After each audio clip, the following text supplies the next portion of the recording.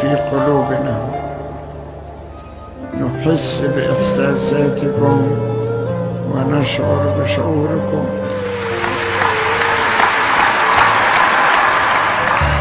ربنا ساكت ساكت، لكن مش معناها انه ما بيسجلش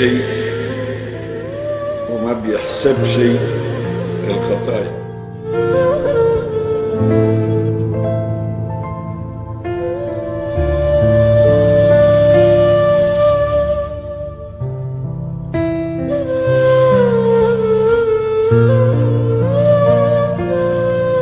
طول أناة الله تقود للتوبة، ولكن طول أناة الله مش على طول. احترسوا من أن تقعوا في غضب الله.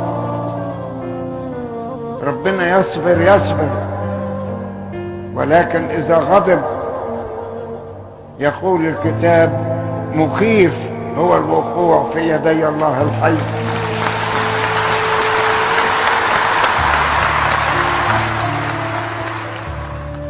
ونحن لا يمكن أن نخالف تعليم ديننا مهما حصل، وهم يعرفون ذلك.